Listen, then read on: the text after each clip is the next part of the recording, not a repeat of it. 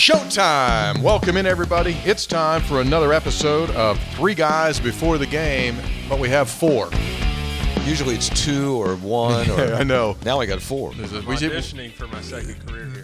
This is the show that cannot count. It's Three Guys Before the Game with a very special guest, WVU Athletic Director and Vice President, West Virginia University, Wren Baker. We're going to get into a bunch of stuff. You know why? Because there's a bunch of stuff going on. Unprecedented stuff. I want to get into that. We all want to get into that. And Hoppy's here, which is kind of nice, I think. Three Guys Before the Game brought to us by Comax Business Systems, keeping West Virginia's business data safe, secure, and efficient for 25 years. Like GoMart, go for good times, go for GoMart. Get a GoMart rewards card, and you can immediately begin saving on your fuel and your food. Go to GoMart.com or download the app, and it is an absolute windfall right in your pocket. Go to GoMart. Three Guys also brought to us by Lou Wendell Marine Sales in St. Albans. They've been doing it for over 40 years, which means they've stood the test of time. What do? They do what everyone wants to do. They sell family fun. Don't you like to have fun? Fun's so better than not having fun. Visit LouWendellMarineSales.com. They sell American boats made by the Avalon boat folks up in Michigan. Fantastic. Three Guys Before the Game. Thanks you for joining us, and away we go. How are you, buddy? I'm doing good. You know, people can thank me for all three guys being here because I refuse to come on with a half effort. Listen, this is a true story. I told Tony I'm not coming on until Hoppy's there, which gives us like 3 weeks a year to get this in. You said it. I mean, basically, he said, "Listen, I don't want to point any fingers or anything like that, but until I get a full quorum, I'm not in." I get it. Well, I have a very limited schedule, Wren. You know. Hey, listen, how about this, Wren? I don't know if you're listening or not, but we went so south on the last 2 shows ago. We went so long, 2 hours and 10 minutes. Did you really? Yeah. It was Brian Joswiak visited. Oh, my gosh. But it wasn't all him. And then we did textual healing, which we hadn't done in a month. And so all of a sudden, we're sitting around, and I look at the thing, and it was like 2:08 and counting. I went like, it's become a telethon.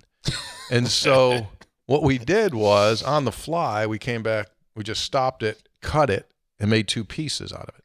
So I say all of that because the last episode, it was just Brad and me and textual healing for like an hour. But now we're back to the main shopping ingredients. We've got a guest. We've got all 3 guys. You got lots of trinkets and face creams and stuff you're peddling. Well, thank you for the opening. We do have new gear coming. Episode800.com. It's on you and Hoppy are wearing. Thanks for bringing that out, new Wren. apparel. Thank you, Wren. Appreciate the lead. By the way, if we can get it, thank you. This is the new Peter Millar, which will be available on Episode800. That actual shirt and Hoppy's actual shirt available in the coming days. Efforting right now to get it up on the website. You're wearing Millar today, too. I am. Mac donors can get this, so I'll peddle some things. Sure. Like, see this? We have the Mountaineer. I can't even tell. There we go. That's a nice one. Yeah, that's hard Mac to get. Logo here on the side, so you got that you too there. Can get that for the right, right donation level. And donations now are more important than ever before, dude. I have been running this through my head and trying to figure this out, and I cannot get it into my head what this thing is going to look like 1 year from now, because I'm trying to do simple math, and I know you shouldn't do public math, right? You should keep like just at least get a pencil on it. But in a year from now, you in West Virginia University and all of us in this Power 4 level thing will be in a revenue share. So it could be as much as 22%. You don't necessarily have to get to 22% day one. You could scale it. I don't know exactly what you're going to do. But I'm just doing simple math. Let's forget WVU for now. Let's just say an athletic department has a $100 million budget. And let's say that school X is saying we are going to revenue share 20% of our budget. Right? So I'm at $20 million. I'm going to share $20 million with my student athletes. So this is where I go like, 1, that's a lot of money. 2, how is it divided among the sports? If you go back to the most recent settlement, paying back the guys and girls from 2016, it's 75% goes to football, 20% goes to basketball, and 5% goes to the other sports. Okay, so I'm still doing my round math. So if 75% of $20 million is $15 million, so am I correct that a year from now, you're figuring out how I'm going to take, School X is figuring out a way of how to take $15 million and say, okay, football players, here's $15 million.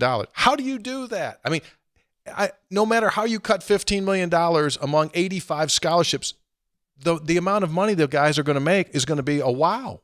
Am I crazy, or am I near there? Yeah, no, I think you have definitely encapsulated the challenge, and there's multiple challenges and multiple questions on a lot of different fronts. One, where do you come up with that on the fly, right? Because you're not working into this. If you knew you had a rev share of that amount and you had 5 years to ramp up to it, that wouldn't be a problem. But you're talking about implementing that a year from now. Two, you have two competing forces. You have a Title IX force, and there was an article today where there was some federal experts that weighed in saying they do think that Title IX will factor into this. A lot of people don't think it will, but you got to figure out of whatever you're able to share, how are you going to allocate that? There's schools of thoughts that you would do it along the same lines as the back damages will be allocated in the court decision. And so, I think there's more questions than answers. Right now, my focus is just on getting as much money to share as we can get, because right. I feel like we could, I told our staff we could sit in here for 12, 14 hours a week talking about how we're going to divvy it up. Right now, we don't have the money secured. So that's the first thing, is to get the money.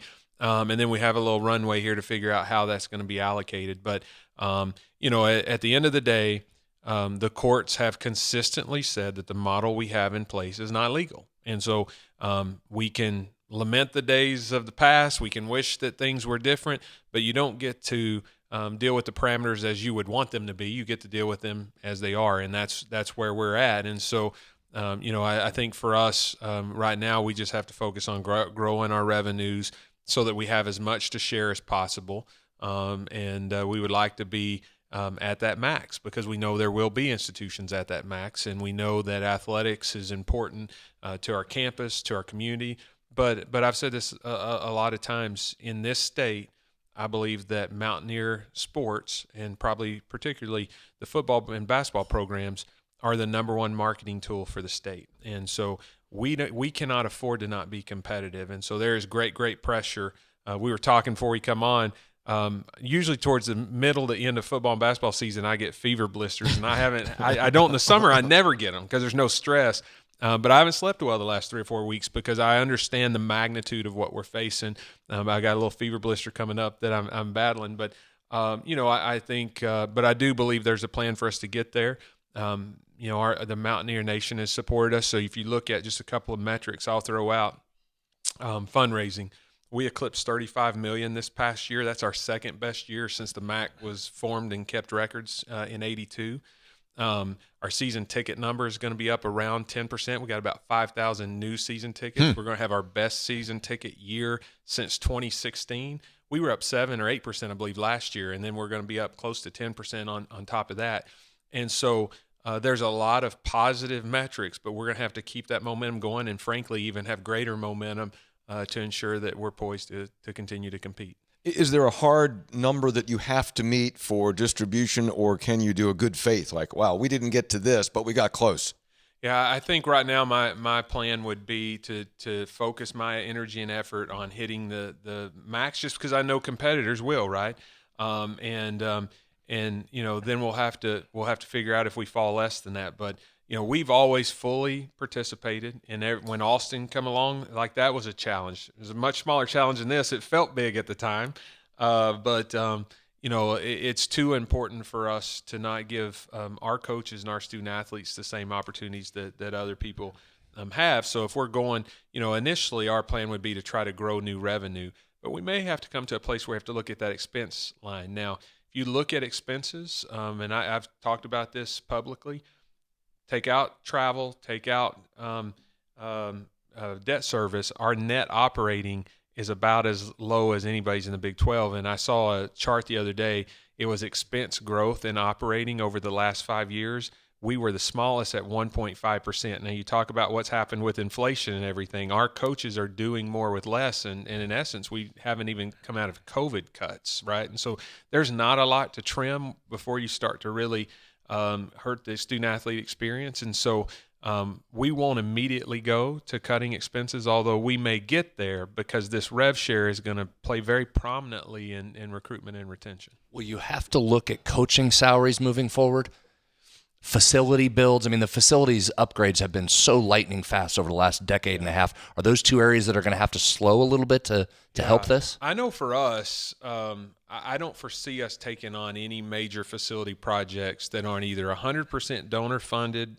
You can't tell somebody what to do with their money. So we're building a baseball pitching and hitting lab. Well, one donor funded about 75% of that, and then another one stepped forward and did another 6 substantial chunks. We pretty much had it done before we even got going. But I've told all of our coaches we're going through a facility master planning process now. We have architects in, and they're looking at everything, and they're sitting with every head coach. And I think it's important to know what the challenges are. And so I'd rather have that. And even though I have to play traffic cop later and decide who gets to go and who's on hold, I'm willing to do that to have the data in front of me. But if it doesn't pencil and it's not a positive contributor to that budget, it's hard to see us taking on anything additionally. And, in terms of coaching salaries, I don't at this point foresee us going through and cutting a bunch, but will it slow down what you do in terms of raises? I think it will. And I think on the back end of this, if this is a cap that truly holds as a cap and everybody's meeting the rev share cap, there's probably everybody's going to see a little bit of a lull in coaching salaries. But on the back side of this is those two conferences that have the revenues growing faster, the Big Ten, SEC. I suspect that their salaries will be ramping up because once you hit the cap, if your revenues continue to grow, you got to spend it somewhere. What are your fellow athletic directors saying as you talk with one another as to where they're going to go get the money? In other words, have you created a conversation where you guys and ladies think this is the best way to access a tremendous amount of dollars? Is it titles? Is it stadiums? Is it on the field? Is it logos on the uniforms? Like, is there a lottery somewhere here where it's going to be easier to find?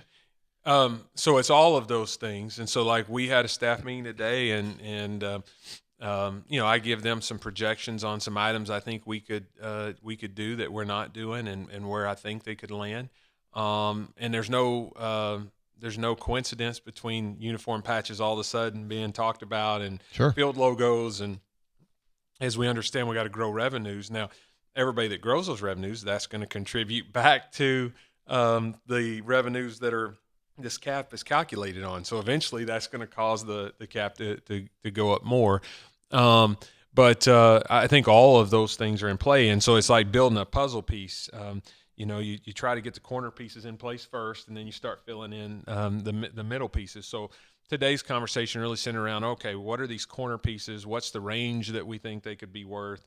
How quickly do we think we could sell them? Because you don't want to feel so much pressure that you undersell something that could have brought you 2x of what you took for it because you felt like you had to rush. And so then we'll start to fill in those other pieces. And so I feel like there's a path for us to get to where we need to be.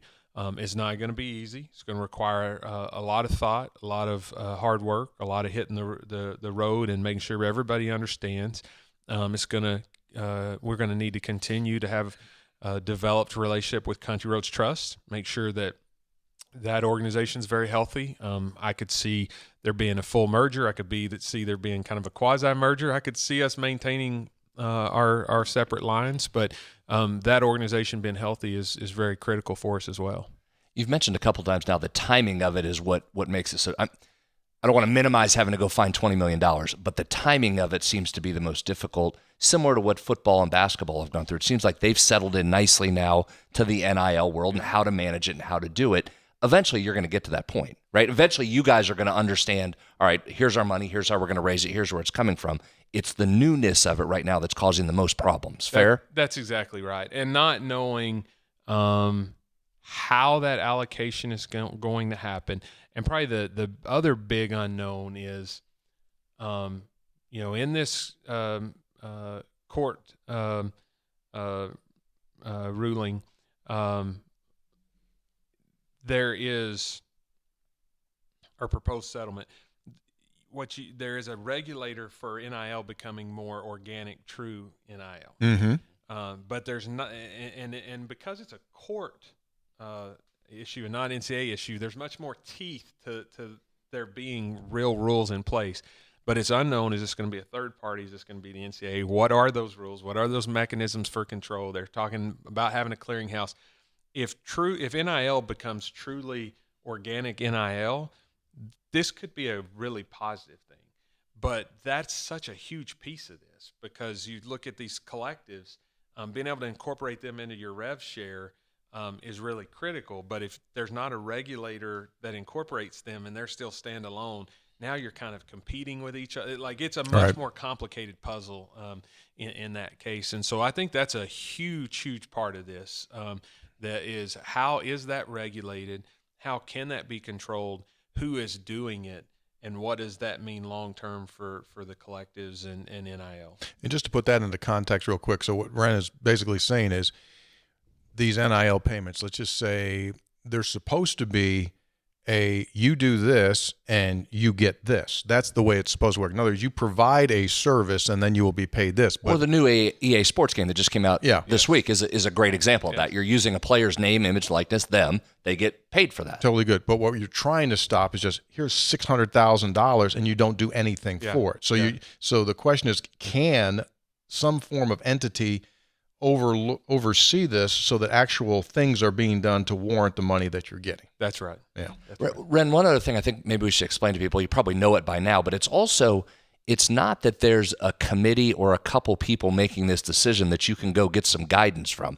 That's also one of the biggest hurdles you're getting over. You're not quite sure what the answer is going to be here, and there's nobody that can tell you what the answer is going to be. So that's part of the flying blind here, is there's not a definitive answer coming that you can get info on. Yeah, so one of the plaintiffs' counsel, Jeffrey Kessler, who's well known in the legal world, especially sports law, I saw an article yesterday where he expressed some frustration that this is taking so long.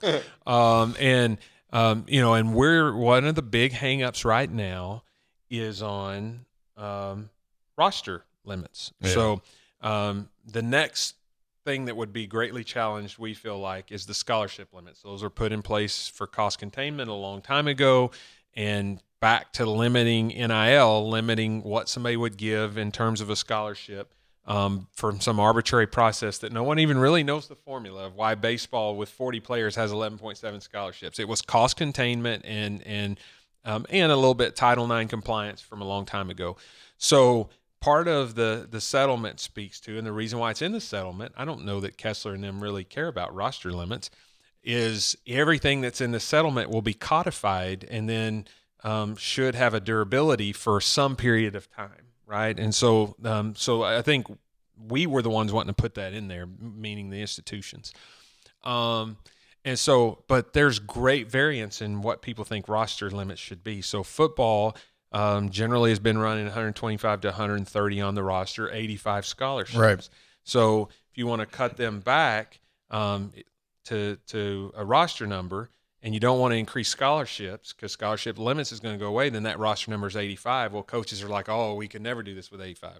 We could sit here and debate if they could do it with 85 or not, but, they're coaches. And so you have some conferences and some coaches coalescing around a number like 125, some that's coalescing around 85.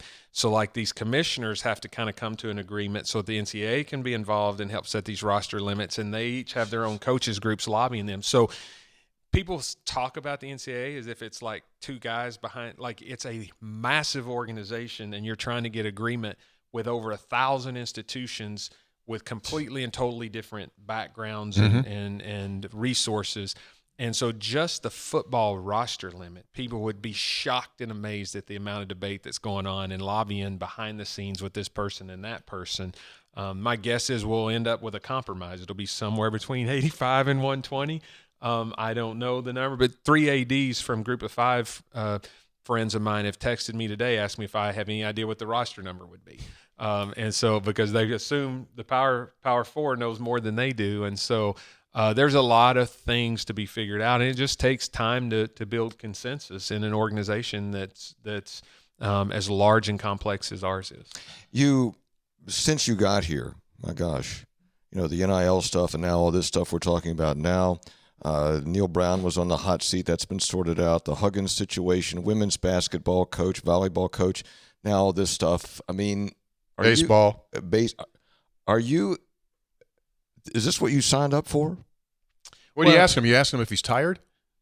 Here's what I would tell you is it's not probably what you envision the start to be, but when you take these jobs, they're hard jobs. And my daughters had a really good year in school, and they went through a lot of change. We lived apart for 6 months. They come through. I don't share the work stuff with them. They have their own challenges.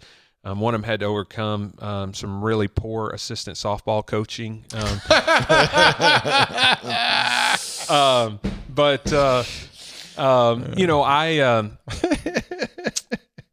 I sent them a note, and I'm not somebody who writes my kids a lot of notes, but I sent them both a note at the end of the year when their grades come in and just told them, the older you get, the more that you'll understand that probably life's greatest blessing is to go through hard things. And it sucks in real time, but you grow so much from that, and you appreciate the good times on the backside so much more. And so it has not been an easy, seamless, turbulence-free start. But what it's allowed me to do is I feel like I've gotten to know the people of West Virginia. I've gotten to know our board. I've been able to show who I am and what I'm about and what I believe in. I've been able to learn more about the people and the place. And so I really look back and see that as a blessing sitting here now, although it didn't always feel that way. So, but as you said about fever blister and sleeping, so you are lying awake at night thinking $20 million. Absolutely. I have a hard time sleeping anyway, and so I've got different sleep aids that I'll use through different parts of the night.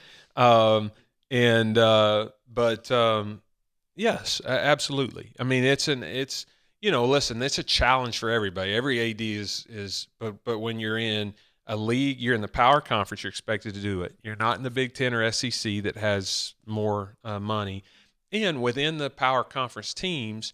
Our budget, there's 60, depending on how you count the Pac-12 schools, 65, 67-ish Power Conference teams. Our budget is 58, 59, 60. So, the challenge was already great for us. You add in this revenue share, that's going to be a challenge. But I do believe that there's a path for us to do it. And so that's encouraging. But building that roadmap to get there is definitely something that keeps you up at night. Especially when, as you all were just talking about, there really isn't a map. It isn't like, okay, here's what you do. Yeah. Right. Okay.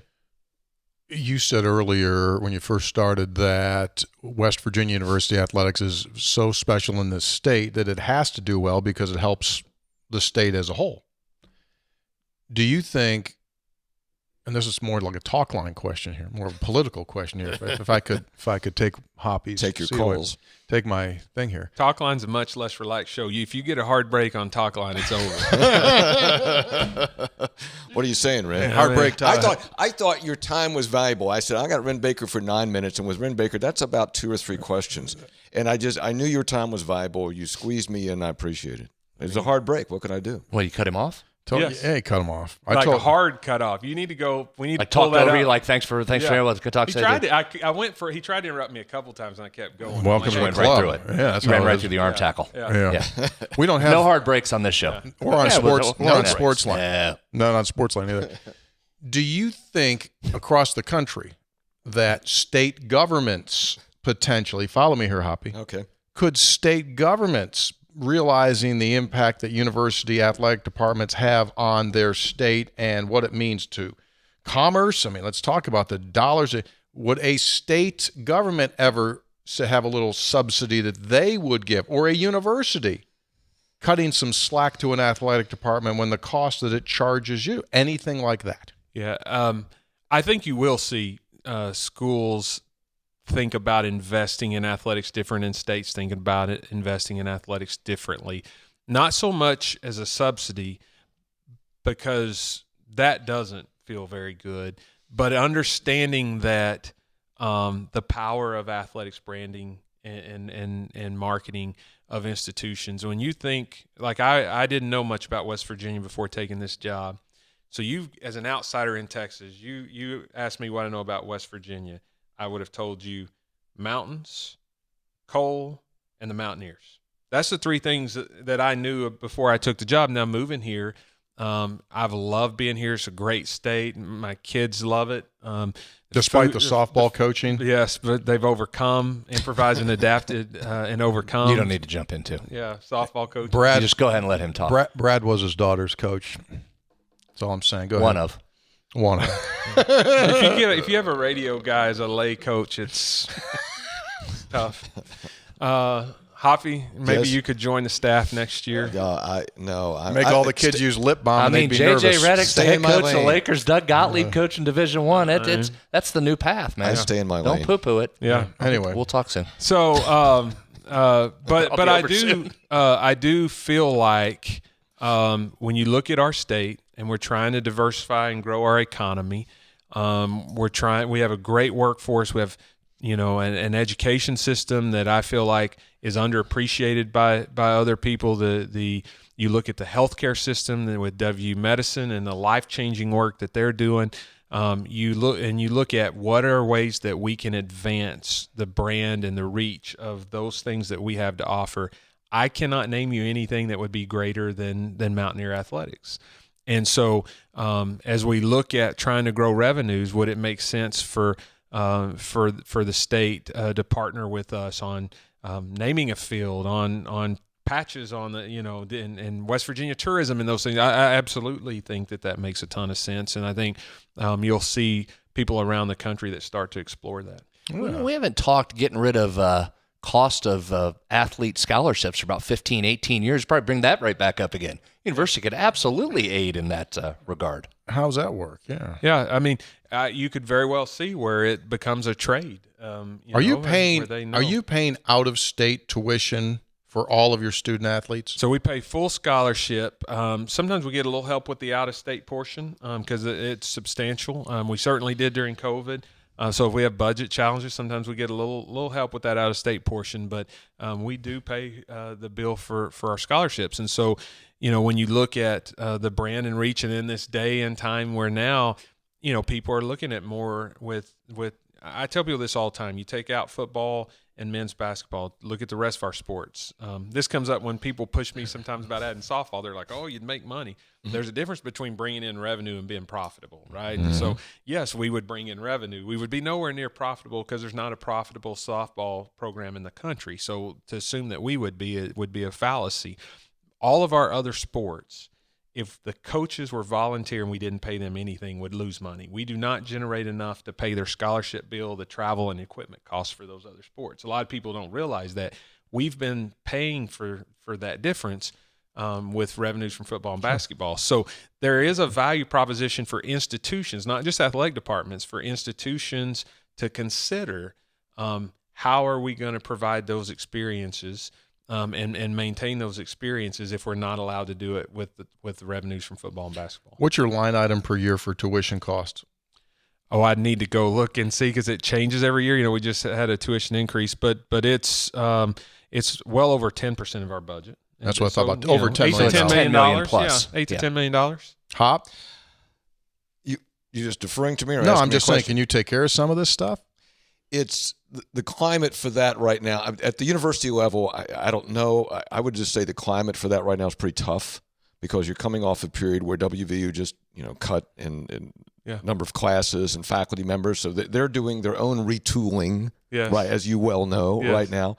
And the legislature is trying to hold the line on spending and cut taxes. So that's a tough road to hoe. I get it. I believe that WVU athletics are a major marketing tool for the university, but it's a tough road to hoe at the state capitol, especially when everybody is there trying to say we need more money too. So that's tough. No, there's no question, and I'm very sensitive to kind of what happens on campus. When you come from a non-power 5 Power 4 institution like I was at, that you are heavily subsidized. So that conversation about the value proposition happens all the time.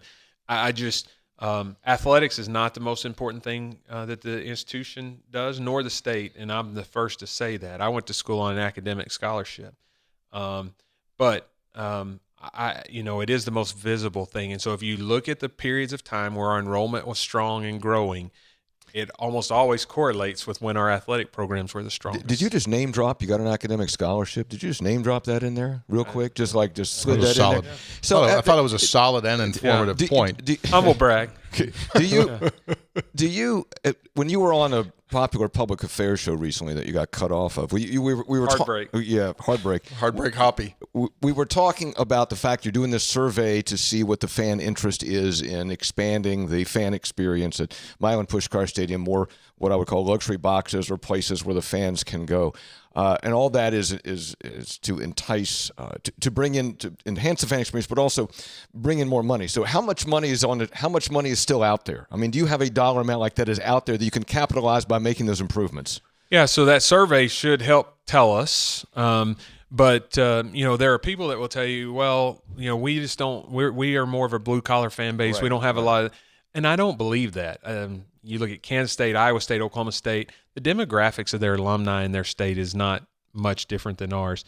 There was an article in the Tulsa World today by Bill Haston, who's a friend, and he's talking about Oklahoma State's finances. Oklahoma State has 123 suites, 123, wow. Most in I think it's number one in Power Conference, and it's Oklahoma has about 4 million people, but a lot of those loyalties are to the University of Oklahoma. So I would think their universe of fans, their average attendance is about like ours, and their demographics is probably similar to ours.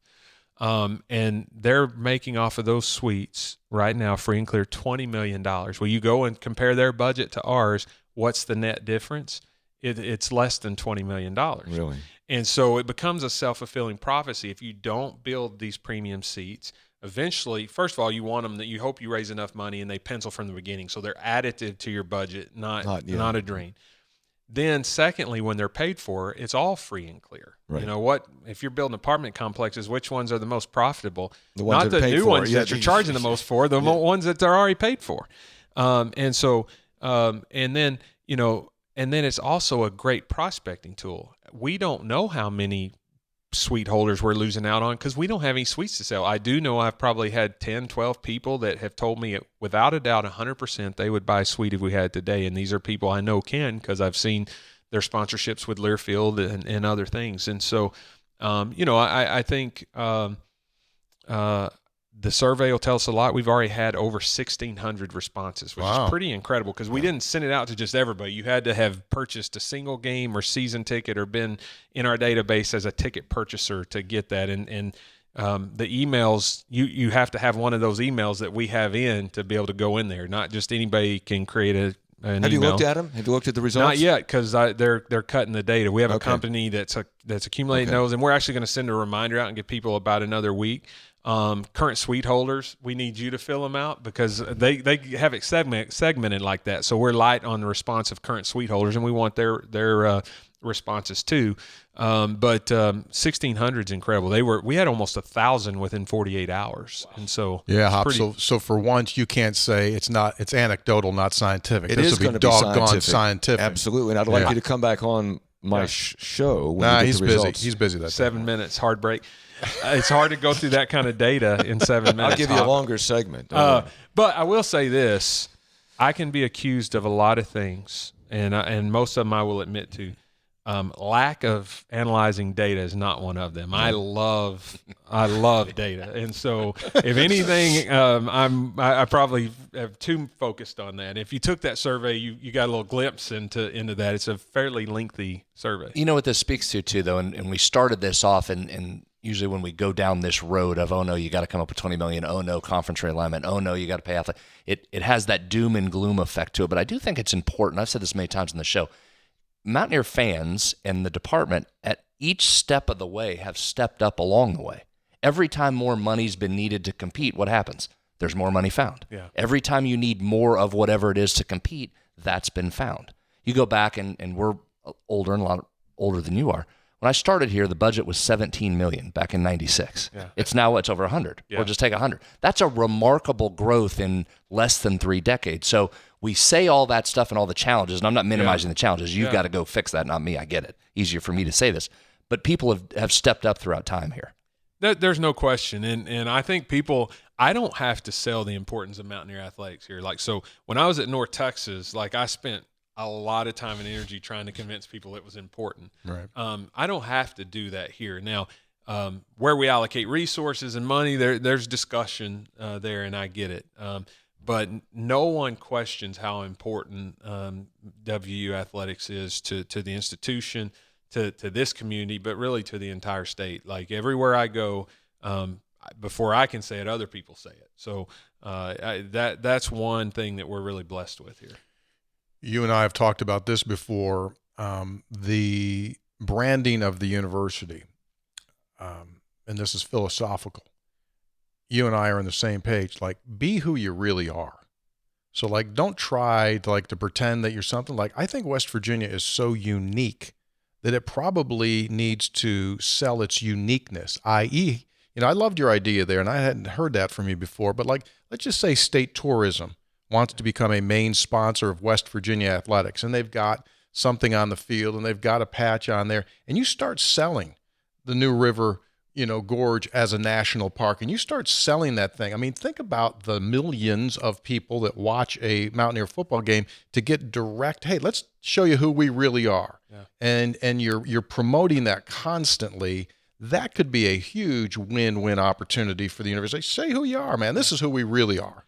Well, it's part of the reason why probably a third of the, if you look at my posts on social media, it's probably a third that are my kids. Let's say a fourth that are my kids. 50% WVU athletics, and the other fourth is West Virginia stuff, because I want people to know all the great stuff we do here. And as just a side note, Hoppy, you can react to this later. You're a very important and influential person in this state. Can we get Bridge Day on a bye week? I would go down there and tandem jump if we could. I know. Like what the heck? You would? You would You'd do actually that? jump? Wait a minute. You would do that? Well, not by myself, but with Not somebody tandem. that knew what I they were understand, doing. but you I don't do care that? if there was- 100%. I'll do anything once. I don't care if there were 6 people with me. I'm not going down that. Yeah. That's Listen, if you die on Bridge Day, like it was God was calling your number, like you know what I mean, like. Well, no, I'm definitely No, I think maybe God would have said, "Why are you jumping off the bridge?"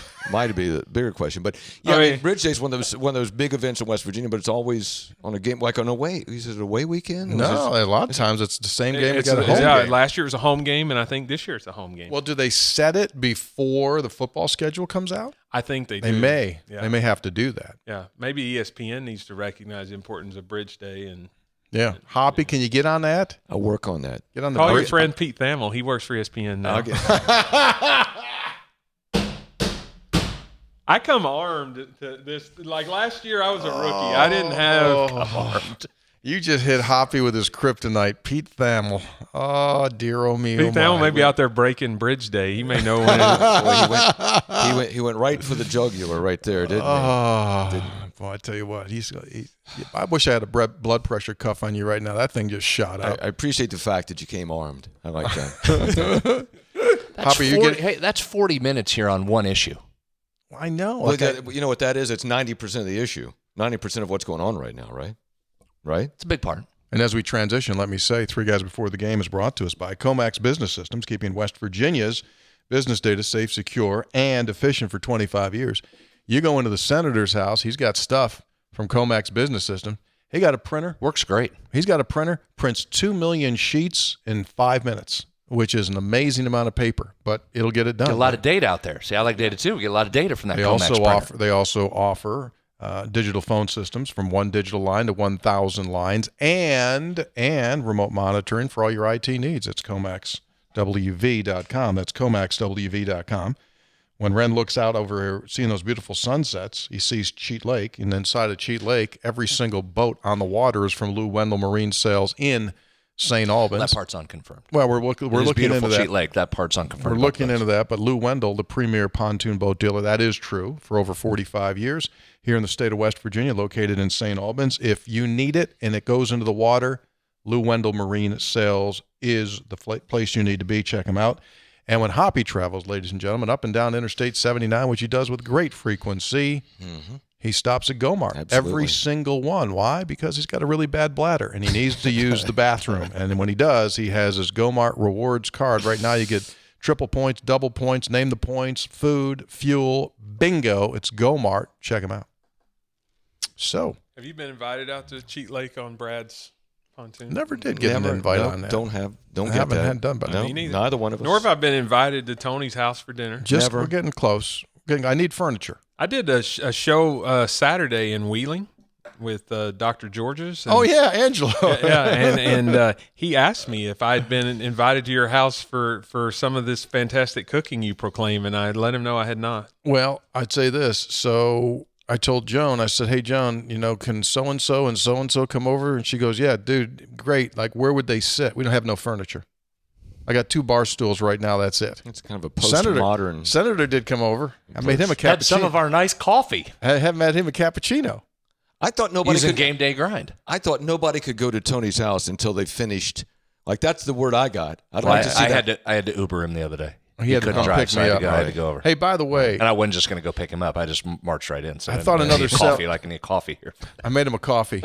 Sales opportunity. Remember, he said he uses sleep aids. That's a great item. Episode 800 does not have. Like, we sell shirts, we sell coffee, we got a beer coming out, and the whole deal. We need sleep aids. When y'all get to those 2-hour shows, that kind of is a sleep aid. Isn't it? Oh boy, I mean- Wren is on fire today. He's on Like- fire. That's why you had to break it up. I mean, Hey, did you come You over? see to- why I goes? You see why I went 9 minutes? You see I went 9 minutes. No, Keep it tight. He's getting loose. Hey, did you come to the food court at all last year? no, but I am so excited to hear that the food court's expanding to all year long. No. Like baseball, No, but like Penn's- tennis food court. That's See, now you're just like him. Now you're just saying stuff. Yeah, just now you're throwing just stuff saying out random there. stuff. Well, there. he's kind of sort of right. I didn't make it, but I do want to get over something. Penn State week. We're starting on Wednesday. Tuesday. That- Wednesday, Wednesday. Thursday. We're efforting that. We're doing it. Wednesday, we Thursday, go. Friday, Saturday, and we're gonna have a new barbecue truck that's 200 feet long. Does Hoppy show up over there? Yes, He does, It's yeah. unbelievable, It is a good and he time. stays, and people are like, oh my gosh, he's actually here. It's like Howard Hughes coming out of his house. The barbecue's elite. Oh man, It is really good. Rev Yeah. Kev. So you still haven't had you, Wren, you haven't had it yet. No, and I need Oh, to it's because good. I will tell you, I've been very impressed. know. I love the food in West Virginia, but so far the barbecue, I get having you. come from Yep. Texas, like And I Yeah, get it. that's Yeah, fair. yeah. Fair. I'm We just got it. telling you, if I'm wrong, you can tell me, but I'm just saying, you get one of his briskets It's when elite. it comes. It is. He's a stickler for that too. His son went to North Texas, Yeah, spent a no, lot yeah. of time There's in a mean Texas. green. Yeah. Spent a lot of time in Texas, so he knows really good barbecue as well. And I'm telling you what, it's top shelf. So we're working on Wednesday. That is not confirmed. We're going to do Wednesday, Thursday, Friday, Saturday, and we're going to have the food court every home game this year. And I don't care if there's 9 feet of snow for the last game. We're doing I'll it. get back to you on that. So, Wren, fans get really amped up when people like Ross Dellinger float stories out there and say, hey, Clemson, Florida State, da-da-da-da-da. What's your message to Mountaineer Nation when they see said stories about more tremors of movement? well, it's kind of like I remember I was flying with a donor one time, and this donor was talking about betting on games. Oh, boy. And I said, listen, knowing everything I know, having watched our team practice, having asked our coaches how we match up, all of this information, maybe once or twice would I see a line over the course of a year, all sports combined, and think, something doesn't look right there. Trying to talk this distinguished gentleman out of gambling. And the guy didn't bat an eye and said, I need you to call me when those two lines come up. So you can never in college athletics predict what would happen. But I would say of the things that are out there in the universe of consumption, and I see a lot of them too, most of the time when I'm reading that, it's news to me. And if it's news to me, that probably means there's not a lot of accuracy to it. What we do know is that there are definitely institutions positioning and jockeying to try and put themselves in the best position. There is a lot of pressure to grow revenue. But I would just caution people to realize that a lot of times what they're seeing is the tip of the iceberg, and the tip they're seeing is probably not the most accurate and real information. So. Did you come away with the Big 12 from the Big 12 meeting? I mean, where do things stand on naming rights for the conference itself? Yeah, I think that's of the different things that's been thrown out there. That one's probably progressing more than others. I wouldn't say that it's done, but Commissioner Yormark is very bold in terms of wanting to try and explore new and different revenue streams. I love the name and the brand of the Big 12, but when you're in this zero-sum game and your TV revenues are behind those other two conferences, anything you can do that helps cut into that difference, you need to explore. And so I've been very supportive, and I know President Gee has as well, our institution has, of at least exploring the conference naming rights. And I wouldn't say it's anywhere near done, but I definitely think of the things that have been thrown out for consideration, that's one that's probably got the most oxygen behind it. Do you think within the next 24 months a school or one of the major conferences does some form of venture capital? I don't think a conference as a whole will, although, they could. I mean, certainly that's something you have an obligation to explore it. But when you talk about a conference, you're talking about most of them would require a 3/4 vote, I think, to do something like that, because you're really you're selling a stake of the league. Mm-hmm. And so getting 3/4 of a very, like you look at our membership now, it just that's going to require some lifting. Could it happen? Yes. Would I put a timeline as short as 24 months on it? I'm not sure. Now, I do think an individual institution could certainly do that. When it comes to individual institutions, you really can't sell a part of your athletic program. What you could do is park some of your external revenues in a third party and sell ownership or have a partnership in that third party. We do that to a certain extent with our multimedia rights in Learfield. And so, that's something that could happen. But private equity, venture capital only gets into businesses to make money. So you'd have to be convinced that the net of that would be enough that everybody wins to do that. And so there'd have to be a lot of legwork done. Wren, this time last year, when everybody was asking about Neil Brown and football, I think your consistent answer was, we're going to evaluate the season, we're going to evaluate the program. You weren't going to go by wins and losses. You were going to go by where you thought the program was. Obviously, that settled itself, and Neil got a new contract. So going into this season, do you take that and go, okay, just put that over here, I don't have to worry about that now? Or are you in a constant state of evaluation? I think you're in a constant state of evaluation, but I'm very pleased with where the program is, the adjustments that Coach Brown has made in terms of managing the portal and NIL and managing his roster. He's done a really, really remarkable job, and really all of those coaches and players it's hard to shut out the noise, and as loud as it was as we headed into the early part of last year. And they did a really, really good job. I think everybody's feeling good. But you always know that, you're an injury or two away from major season changing shifts and momentum shifts. And so I think as an athletic director, you try and look at those things as analytically as you can, as thoughtfully as you can, and not let the emotions of fans from one game to another influence that decision making process. But I would say I'm always in evaluation mode, and I think each of our head coaches, including Coach Brown, are always evaluating the people in their programs. And you're always working together to try and build the best comprehensive program that you can. But I think the people at home would be really impressed with how much Coach Brown cares and spends time thinking about the total development of young people. And I know the metric that people are going to focus on as soon as August 31st gets here is that one that's in the end zone, those 12 Saturdays. But that as an AD, a lot of times you spend a lot of time trying to convince your coaches to care about other things than the schematics of winning games. That is not the case with him. He has an intentionality about every aspect of that program, the mental health, the physical health, the academic development, the personal growth and development of every person that's in that program. And that's something I really admire and respect and have grown to appreciate as I've had time to spend time with him and the student athletes and coaches and staff over in the Pushkar Center. Last week, you watched the Mountaineer basketball team practice. So that's got to be kind of interesting for you. You go through this process of basically you spent months. That was the same day I ran into a hard break. That was the same. Yeah, that is A lot going on that day. And you spoke to me right then and there after it happened, and he said, "Can you help me with something?" I said, "Yeah, what is it?" He goes, "I was just on Hoppy's show, and he used this term, hard break. What does that mean?" I said, "Well, he's blowing you off." Yeah, that's basically what he was true. doing. I got a phone call from the athletics director later that day, by the way. Well, I was right next to him when he called. Yeah, me. you, But anyway. you probably did. You, I'm sure you said. No, I wouldn't ag anything on Hoppy. It's not my style.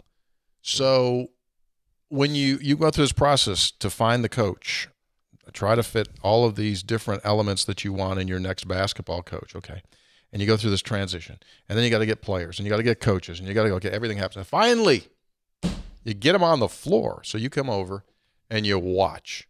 So what are you going through in your mind as you watch, and what did you see? What did you take away? One, I was just really impressed with the energy. Like there is tremendous energy in that practices, and you know, Coach DeVries brings it, but his staff brings it.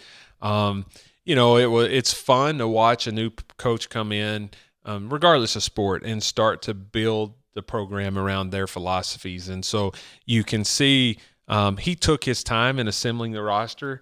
And being in practice, you can see how those pieces fit together. They play very hard. They play very hard defensively. They have a lot of athleticism. They have some good shooters.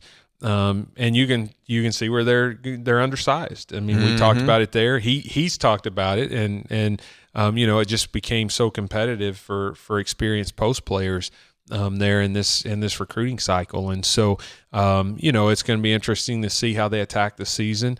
But I was very encouraged. I wished he would have had more sons, because the one he brought, is going to be a really good addition. Twins would have been good. That would have been helpful. He's been a breath of fresh air. It's been fun to be around. And when I look at what I'm most proud of is when I look at the coaches that we brought in.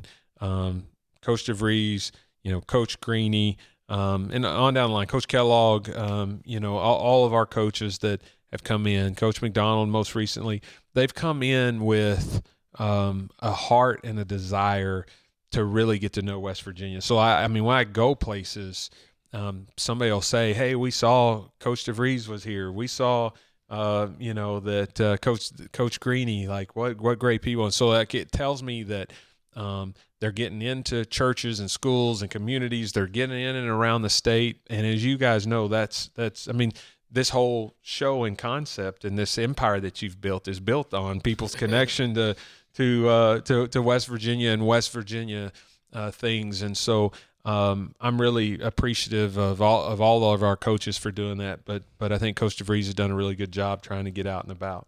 There had to be an element to you of Darren once you saw the product on the floor and how he coached. There had to be a part of you that went, okay, that's exactly what I thought I was getting, and that's what he is. Because that hiring process, I know this one you had some extra time, but it's such a speed dating process. There has to be some trepidation in each hire that you go, just please be who I thought you were. Yeah, so, I've had pretty good fortune hiring coaches, and that'll come up sometimes like, oh, you really hired some great coaches. And I'm always like, it's like talking about a no-hitter with a pitcher. Like, I'm like, right. Because eventually you're going to have one that doesn't work, right? Like it's law of averages, and nobody, there is no foolproof process. If I could guarantee that I had a process that would always get you the perfect coach who was going to win, I wouldn't be here. I'd be leading searches, right? And making as much money as I wanted to make. There is no guarantee. But to your point, you watch the values that he's coaching, the way that he's coaching.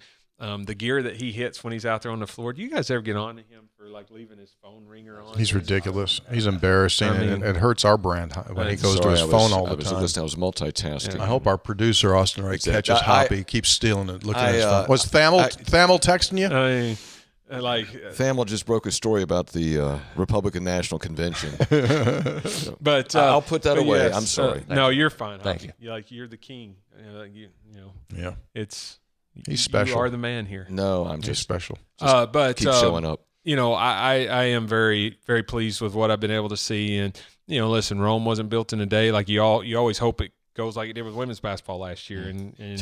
But they don't always go that way. But I am confident that Coach DeVries is going to build a program that everybody can be proud of.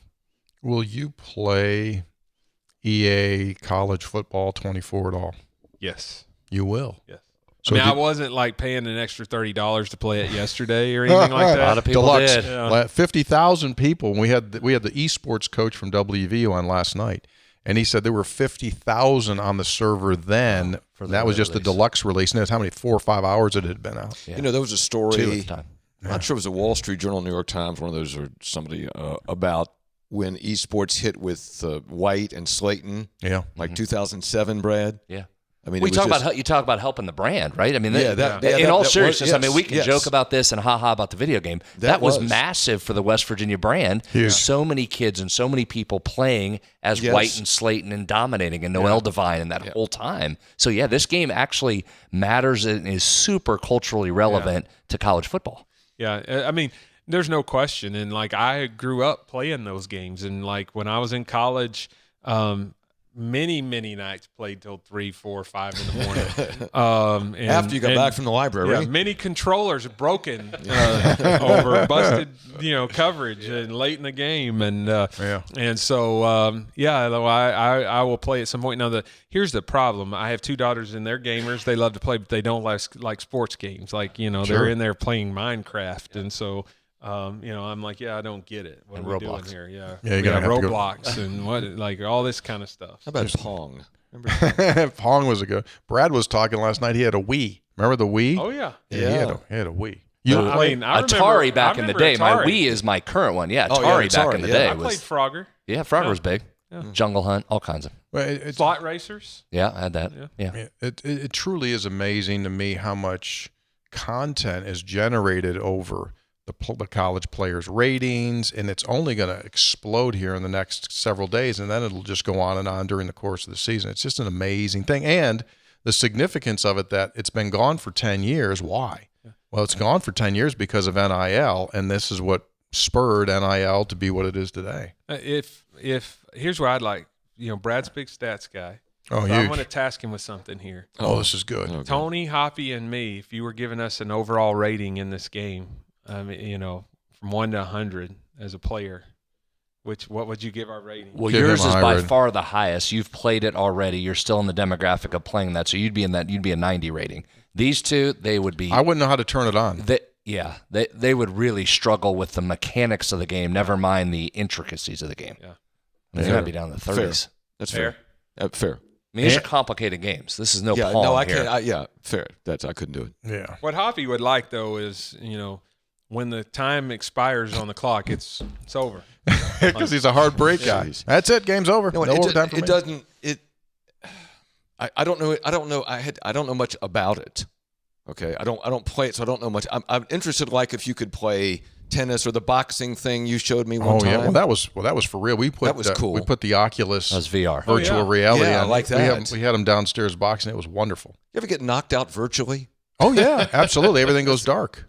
Everything goes completely Does it black. really? Oh yeah, it does. It's pretty wild. It's just like everything just goes completely dark. I guess I just went down there. Hey, Yeah. are you? I guess it's a personal question. Do you all get back home this summer? Did you get back home? We have not. Heather and the girls did. They went back for Easter, and then Addison goes to a camp in Texas. So I've talked about this some in other settings, but my oldest daughter's a type 1 diabetic. And so there's a 3-week camp in Texas. There's a great camp here in West Virginia, but she was already going to this camp and has established friends. And so she goes back. And so when they went back, they spent a few days then. I haven't got to go home. So we're going to leave on Saturday. and we're going to Destin for a week. So I would love to go to other places. And my girls will go to other places so long as that's in addition to Destin. But having been in the SEC and then Conference USA, they do league meetings there. And so my girls got in the habit of going every year. I was working because I was in meetings, but they thought that was like a vacation. Then one year we didn't go, and it was like, Problem. It had just really ripped their hearts out. And so, and then we want to take advantage of being this part of the country. So I think a couple weeks after that, we're going to go to New York City for 3 or 4 days, watch a couple of shows on Broadway. Oh, neat. But my mom and stepdad, and then my brother and his 2 girls. So I have 2 nieces. The oldest is 6 months younger than my oldest daughter, and the youngest 2 are 10 days apart. So it's almost like 2 sets of twins in some ways. And so they come in for a few days around the 4th.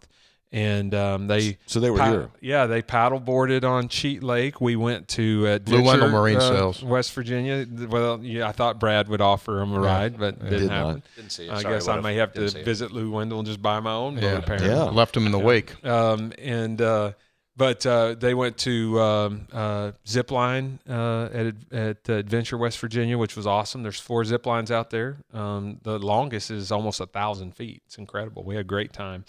Took them to eat and watch sunset at the Wonder Bar. I saw that picture. You had them out at the Wonder Bar. Yeah. So Do you? And again, you made note that I was on my phone, and that was a fair criticism. But so when you got that family time, is it you're paying it? Is this still going to? So here's something that I changed a few years ago. So my wife and Brad and Tony have got a chance to spend time with her. She's about the calmest, like easygoing person ever. And we were young, and we'd been married maybe 3 or 4 years, and I was doing a coaching search when I was at Rogers State. And I was in the garage on the phone about 8 or 9 o'clock one night, and I hear a racket in the house. Actually, I'll take it back. I was in the kitchen. I heard a racket in the garage, and so I go in there, and Heather had kicked some stuff over. And I'm like, what are you doing? She was like, I haven't talked to you in like 5 days. Like, you come home, and you're on the phone. And Searching for a coach. Yeah, and she said, I understand the demands of this job. She said, but the most frustrating thing, and I had never thought about this, I thought getting home and being physically there was being there. She was like, not so much. I can handle when you're at the office, but when you come home, she said, like, I'm thinking, okay, and now's my time. And then when you're on the phone for 3 or 4 hours. You're not present.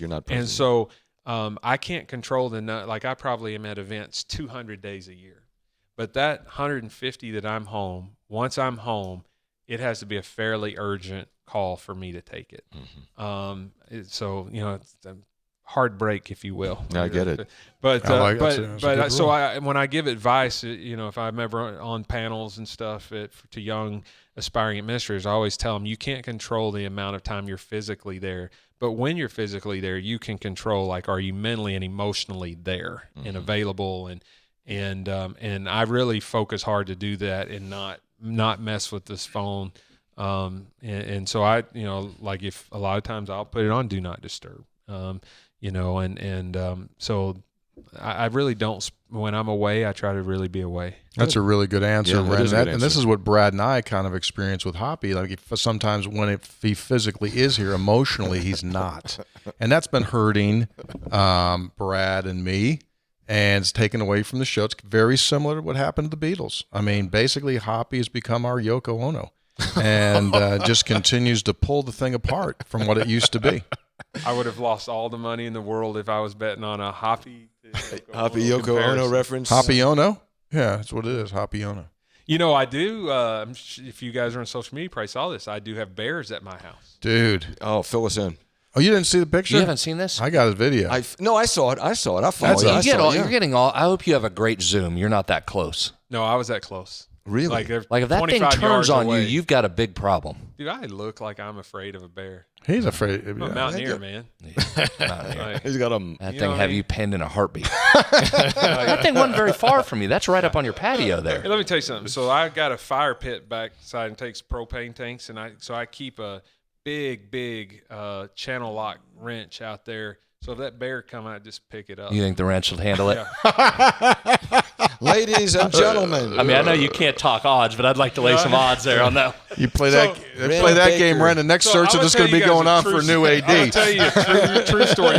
This cutting edge information is going to make my wife and I sound to be like probably somewhat ignorant Oklahomans, but so I love bears, and so when we were in Texas and Oklahoma, we would always visit Colorado 2 or 3 times a year. Yeah. And everywhere you go in Colorado, it's like beware of the bears, and we would never see bears. I'm like, these must be invisible freaking bears. Like, what do we got to do to see a bear around here, right? Like, and so when we moved into our neighborhood, people were like, "Hey, you got to watch out. We have bears." I'm like, "Yeah, I've heard this before, right?" Like. And so no bears. Yeah. And they're like, don't put out a bird feeder. So I'm like, I'm going to test fate here. I put out a bird feeder. You know, why not? Like, we'll put out some seed. No bears. I mean, I would have raccoons. I'd put up a game camera. I would have squirrels, deer. Probably heavy deer where you are. Yeah. But no bears. DeVries moves into my neighborhood. He's down the street. He asked me if that was okay. I said, as long as you win, it'd be great. And so first day in the neighborhood, he sends me a video of a cub. He's like, you didn't tell me we had bears. And I'm like, dude, you must have brought that in a U-Haul from Iowa. like, I'm telling you right now, I've lived here every day. Hadn't seen a bear. No bear. So then the night of so I flew with a donor to Chapel Hill for the first round of the Super Regional. Come back home. I get home at midnight. Yeah. And I think as my lights hit the end of my driveway into the woods, I think I see a bear run off. I'm like, is that a bear? So I go out there, and this cedar bird feeder is completely destroyed. And so I'm like, holy cow, man, I think that's Is it a bear or the Mothman? Yeah. So, and behind me, so I back up to thousands of acres of Snake Hill wildlife. Yeah. And then Cooper's Rock State Forest. Over the hill. So there's tens and hundreds of thousands of acres, like all the way past Pennsylvania, just woods. So, so I'm like, all right, well, let me get this game camera installed. Now I'm gonna keep putting bird feed in there. I had to buy a new bird feeder. Sure, that one was gone. You wrecked it. I got a metal one this time, thinking, this bear he won't be able to destroy this, and that was wrong. And so come back, and so I get the bear on there, like on the game camera. So you successfully baited him. Okay, keep going. Probably should have stopped. Yeah, you baited him. Baited him. But you didn't. And he destroyed that bird feeder. In fact, it was gone. I couldn't even find the remnant. Took the whole thing. Took it. Took it over to DeVries' house. Lined up, took it, ran away. So we ordered pizza one night. Okay, and my girls didn't. I'm a classic over orderer. I'm going to always order 2x of what we need. Hate to hear that. And no one eats leftovers at our house but me. You know, like, and so like I thought, you know what, this pizza's been here 2 or 3 days. I'm just going to throw it over there where I was putting that bird feed. Oh Lord. You know. Why didn't you just bring a big jug of honey out there? Just make up the guest room. Just let the bear come right on in the house here. So the next day, Heather and I are on the back porch. We spent a lot of time. We have a beautiful view. We spent a lot of time back there. It's about 6 o'clock. I'd just gotten home, and we're sitting there, and I look up. I would not have heard them. Like, they're very, stealth very bears. I mean, stealth. Incredibly quiet. For big animals, like, incredibly quiet. I look out there. I'm like, Heather, don't move. Don't say anything. Nobody move. But look, there's a bear over there. And sure enough, and so we had watched for a few minutes, and then I thought, okay, I'm going to try and capture this on my phone. But it was 20 yards? 20 yards. I need to measure it, but yeah. Did it look right at you? Close. It never really looked at me, but it did grab a slice of pizza and carry it into the woods. That's a true story. Grabbed pizza, put it in its mouth, sure. went back in Just the woods. gave it one of these. Just put it in there and it took off. Yeah. So we're done feeding the bears. There's no bird feed. No, you think you're done. They're coming back. Yeah. They're coming back, dude. Yeah. So just stay light on your feet next time you see one. yeah. So we're done. I'm getting lots of advice. I've had people. Thank you, Mountaineer Nation, for. There's been people DM me and threaten to come and do bodily harm to the bear. They'll take care of this bear for them. I'm like, no, we're fine. I enticed the bear to come. Mm-hmm. That's on me. I got to see the bear. I confirmed that we have a bear. Now I'm backing out. I'm like, Yeah, you if the think you food are. source is gone, the bear's gonna go. Yeah, we'll see. We'll see. Hop. That's That's a bear. You're not, well, I understand. I mean, but you're not supposed to bait that. the You're bear. supposed to bait I the know, and I haven't admitted that until today. This is an admission on this show. I appreciate I'm not that. looking for judgment. I'm trying to. I know it was a mistake. I'm trying to clear my conscience. This is like a confession, you know. Well, Fair enough. That's fair enough. He says that, Fair but enough. Thamel went with it last night. As we were in here, Thamel was breaking the bear story. Baker admits baiting bear. He had it first. athletic director mauled by bear. All right. So this has been a good chat. Yeah. We appreciate it. Fair to say this is the most unprecedented time in college sports history? 100%. Yeah, that's what I thought too. In an industry that over the last 10 to 15 years has seen unprecedented change, it is on a speed rail of change. But, you know, like what I would tell people is college athletics has been through change. Every industry goes through change. But I am confident in our ability to compete. You look at this last year, across the board, we had one of the most successful years that we've ever had. I think you look at not just in terms of wins and losses, but several sports broke attendance records, lots of sellouts. I mentioned the fundraising numbers and the ticket numbers. We can and will meet this challenge, and I'm excited for it. I'm excited to be at West Virginia. I've loved it here. People have been great to us, and certainly understand how important it is that we continue to compete at a high level. So thank you to the Mountaineer Nation out there, and thanks to you guys for having me. And, you know, graphic came out yesterday, the 16 schools now in the Big 12. West Virginia University has the most football wins of all of the 16 schools. And that's something to bang your chest over. And so that, to your point, you know, through the years, things happen, West Virginia just continues Just wins. to grind Adapt and win. and grind and Adapt and grind win. and grind and grind and grind. All right, very good. And before we break, Yeah. make sure that you get your 3 Guys face cream. It takes away wrinkles. It's I need miracle And miracle cream. Plus Use sleeping that. devices. Coming soon. We have this new product called Witch Hazel, which we'll have on episode 800. Your shirt will be on there soon. That exact shirt and Hoppy's exact shirt. Yes. Episode 800. Just smooth. It's a very nice shirt. Appreciate it. Thanks, buddy. And thanks to Michael Fergale for coming with you from the department. It's good to see him. Yeah. Talk about a bear. You see him about as often as you see a bear, and he lays low. Hadn't seen him You in know, a while. he's another person. When we do those short videos, Tony and I will do, Fergale will stand like behind the camera there and like start rapping.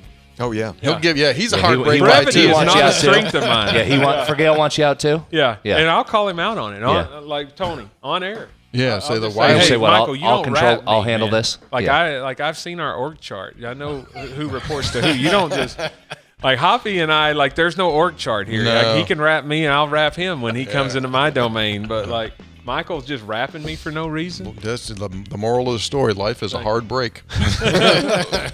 3 Guys Before the Game brought to us by Comax Business Systems, keeping West Virginia's business data safe, secure, and efficient for 25 years. By GoMart. Go for good times. Go for GoMart. Go get that GoMart rewards card. Save on food and fuel. Big assortment GoMart.com. of peanut butter Reese's treats. Oh, they got anything and the best. everything. It's It's just all there. terrific. And by Lou Wendell Marine Sales in St. Albans. If you need it and it goes onto the water, Lou Wendell has it for you. Tremendous selection. From boats to everything that goes into the boating world, it's LouWendellMarineSales.com. Special thanks to our producer, Austin Wright, Wren Baker, Hoppy, and Brad. We Be Gone, episode 561. 3 Guys Before the Game is complete. See you.